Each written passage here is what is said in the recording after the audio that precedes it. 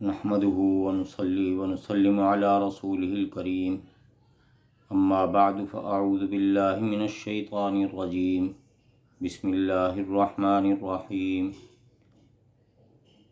قل إن كانت لكم الدار الآخرة عند الله خالصة من دون الناس فتمنوا الموت إن كنتم صادقين ولن يتمنوه أبدا بما قدمت أيديهم والله عليم بالظالمين ولتجدنهم أحرص الناس على حياة ومن الذين أشركوا يود أحدهم لو يعمر 1000 سنة وما هو بمزحزحه من العذاب أن يعمر والله بصير بما يعملون صدق الله العلي العظيم قال النبي صلى الله عليه وسلم تحفة المؤمن الموت أو كما قال عليه الصلاة والسلام صدق الله العلي العظيم وصدق رسوله النبي الكريم۔ میرا محترم دوستو، سورہ بقرہ کے 11ویں رکوع سے 3 آیتیں تلاوت کی ہیں۔ ان 3 آیتوں کے مضمون کے حوالے سے 3 باتیں عرض کرنی ہیں۔ پہلی بات تو مضمون، ان آیات کا مضمون کیا ہے؟ مضمون ان آیات کا یہ ہے کہ یہودی یہ کہا کرتے تھے کہ جنت میں ہمارے سوا کوئی بھی داخل نہیں ہوگا، بس صرف ہم ہی ٹھیکیدار ہیں جنت کے۔ تو ان کو یہ کہا گیا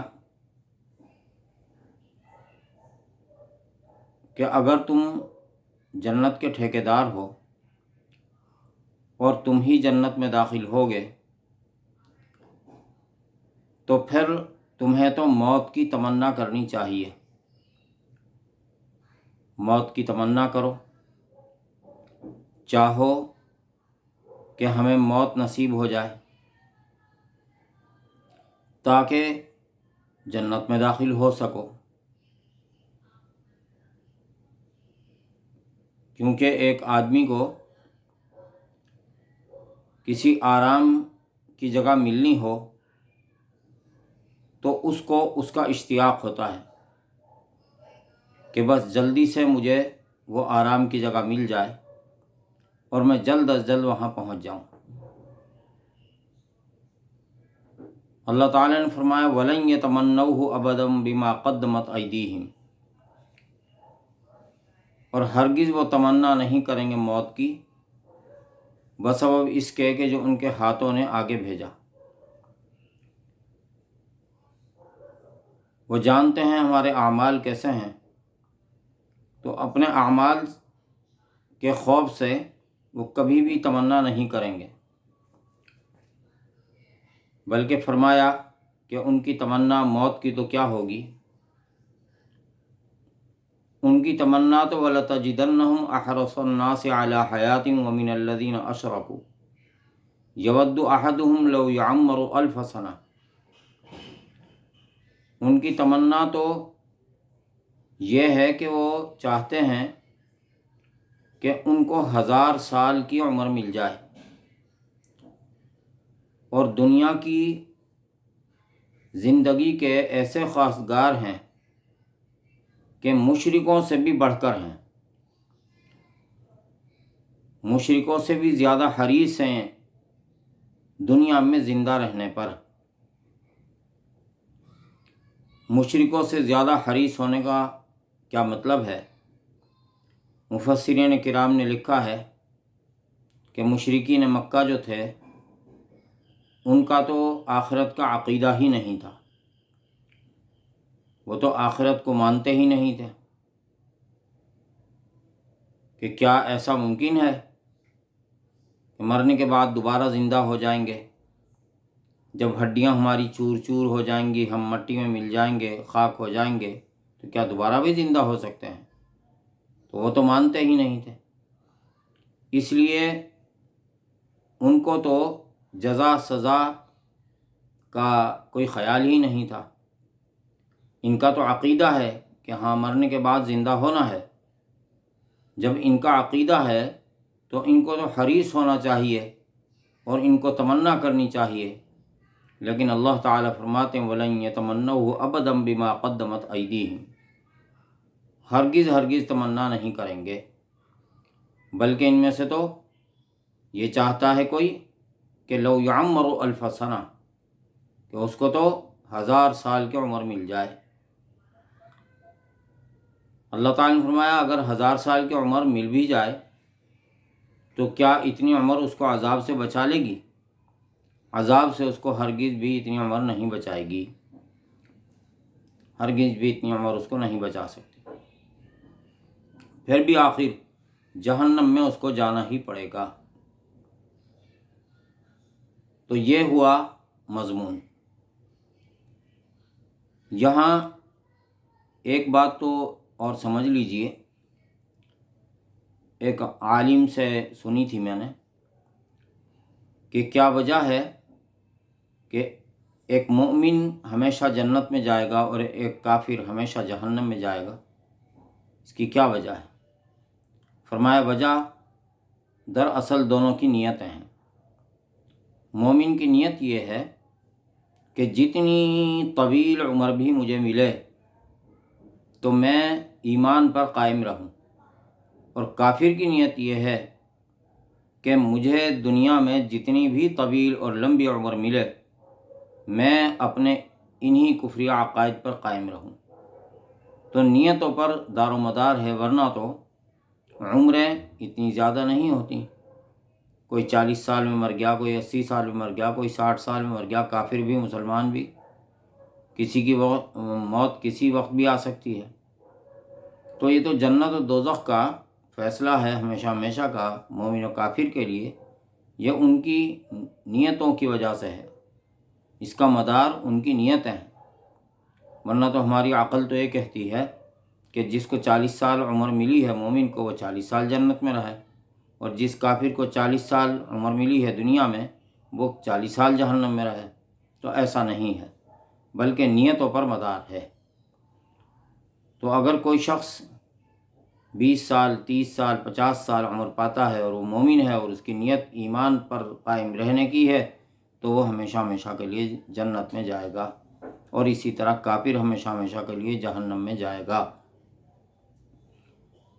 تو ایک بات یہ ہوئی، تو اس لیے نیت اللہ تعالیٰ سے ہدایت مانگتے رہنی چاہیے، اللہ تعالیٰ میں ہدایت پر قائم رکھے۔ اب اس مضمون کے حوالے سے ایک بات عرض کرنی ہے کہ موت کی تمنا کرنی چاہیے یا نہیں کرنی چاہیے۔ اس حوالے سے میں نے ایک حدیث بھی عرض کی ہے، تحفۃ المؤمن الموت، ایمان والے کا تحفہ موت ہے۔ ایمان والے کا تحفہ موت کیوں ہے؟ اس لیے کہ حدیث شریف میں آتا ہے الدنیا سجن المؤمن و جنت الکافر، دنیا مومن کا قید خانہ ہے اور کافر کی جنت ہے۔ جب یہ مومن اس قید خانے میں رہتا ہے، اور اس کا قید خانہ دنیا کیوں ہے؟ اس لیے کہ اس پر عائد ہیں پابندیاں، بہت سے ایسے کاموں کی کہ جو اس کو کرنے کی اجازت نہیں ہے۔ مثال کے طور پر ایک مومن بد نظری نہ کرے، ایک مومن غیبت نہ سنے، ایک مومن زبان سے گالیاں نہ دے، ایک مومن زبان سے کسی کی تحقیر نہ کرے، ایک مومن اللہ تعالیٰ کی نافرمانی کی بات نہ کرے۔ بہت ساری باتیں ایسے ہیں، گناہ جو زبان سے ہوتے ہیں، کان سے ہوتے ہیں، آنکھوں سے ہوتے ہیں۔ مومن اپنے آپ کو ان سب گناہوں سے بچائے، اسی طرح حرام خوری سے اپنے آپ کو بچائے، ناجائز ذرائع سے اپنے آپ کو بچائے، باطل طریقے سے مال کھانے سے اپنے آپ کو بچائے، اور اپنے جسم کو اللہ تعالیٰ کی فرما برداری پر صرف کرے۔ تو یہ سب اس کے لیے پابندیاں ہیں، اور جتنی بھی زندگی اس کو نصیب ہو، چاہے 60 سال کی، چاہے 90 سال کی، یا 120 سال کی، تو مومن کو اللہ تعالیٰ کے احکام کے دائرے میں ہی زندگی گزارنی ہے۔ اس لیے گویا کہ دنیا کی زندگی اس مومن کے لیے قید خانہ ہے، لیکن جب اس کو موت واقع ہو گئی تو پھر تحفۃ المؤمن الموت، مومن کا تحفہ تو موت ہے، اب یہ عیش میں چلا گیا۔ لیکن کافر جو ہے وہ آزاد ہے، وہ تو منکر قرآن ہے، وہ تو منکر نبوت ہے، وہ تو منکر دین ہے، وہ تو اپنے من میں آزاد ہے، جو چاہے کرے۔ اسی لیے دیکھ لیجئے کہ یورپ میں عورتوں کا لباس کیسا ہوتا ہے، لیکن مسلمانوں میں عورت کا لباس کیسا ہوتا ہے؟ عورت برقعے میں رہتی ہے، پردے میں رہتی ہے، کتنی بھی شدید گرمی ہو، ایک مسلمان باحیا عورت ہمیشہ پردے میں رہے گی، برقع اوڑھے گی، کتنی بھی اس کو شدید گرمی لگ رہی ہو، کتنا بھی اس کو پسینے آ رہے ہیں، لیکن شرم و حیا کی وجہ سے، اللہ کے حکم کو پورا کرنے کی وجہ سے وہ اس سختی کو اور اس شدت کو برداشت کرتی ہے۔ لیکن یورپ کی عورت جو غیر مسلم ہے وہ آزاد ہے، وہ کچھ بھی پہنے، کتنا مختصر لباس پہنتی ہے۔ تو بہرحال یہ فرق ہے۔ تو کافر جو ہے وہ آزاد ہے۔ تو دوسری بات یہ ہوئی۔ اب تیسری بات کہ کیا موت کی تمنا کرنا جائز ہے یا نہیں ہے۔ یہاں یہ سمجھ لیجئے کہ اگر انسان کا عمل نیک ہے تو اس کے دل میں موت کی طلب واقع ہوتی ہے، اور موت کی طلب واقع ہوتی ہے، پھر وہ موت کی طرف بڑھتا ہے، وہ اعمال کرتا ہے کہ جس سے موت واقع ہوتی ہے۔ مثال، دین کی تبلیغ و اشاعت میں اس کو اگر معلوم ہو، ایک مومن کو اس کو اگر معلوم ہے اور اس کا یقین ہے کہ دین کی تبلیغ و اشاعت میں اور دین کے لیے جد و جہد کرنے میں قتل ہو سکتا ہوں، تو پھر بھی وہ اس سے باز نہیں آتا۔ تو یہ اس کا اشتیاق ہوتا ہے کہ میں اللہ کے راستے میں مر جاؤں۔ اور جتنے بھی مجاہدین ہیں وہ سب اسی تمنا میں اپنی جان لگاتے ہیں کہ ہماری جان اللہ کے راستے میں خرچ ہو جائے، اور وہ اس آیت کا مصداق ہوتے ہیں، ان اللہ اشتری من المؤمنین انفسهم واموالهم بان لهم الجنہ یقاتلون فی سبیل اللہ فیقتلون ویقتلون وعدا علیہ حقا فی التوراۃ والانجیل والقرآن، یعنی وہ اپنی جان جو ہے اللہ کو بیچ چکے ہوتے ہیں، اور وہ اس جذبے سے جہاد کرتے ہیں، اور وہ تمنا کرتے ہیں کہ ہماری جان اللہ کے سپرد ہو جائے اور ہم اللہ کے پاس پہنچ جائیں۔ جس طرح ایک صحابی رسول صلی اللہ علیہ وآلہ وسلم نے رسول اللہ صلی اللہ علیہ وآلہ وسلم سے پوچھا کہ یا رسول اللہ، جنت کتنی دور ہے؟ یا تو یہ سوال کیا، یا جنت کہاں ہے، یا یہ سوال کیا۔ تو اللہ کے نبی صلی اللہ علیہ وآلہ وسلم نے فرمایا، الجنت تحت ظلال السیوف، جنت تلواروں کے سائے تلے ہے۔ تو وہ صحابی رسول اس وقت میدان جنگ کے قریب ہی تھے اور کھجوریں کھا رہے تھے۔ انہوں نے کھجوریں اسی وقت چھوڑیں اور فرمایا کہ اب میں کھجوریں جنت میں جا کر کھاؤں گا۔ تو یہ کیا موت کی طرف نہیں بڑھے، وہ کود نہیں گئے موت میں، لیکن کیا وہ ایک اشتیاق تھا اللہ سے ملنے کا، جنت حاصل کرنے کا۔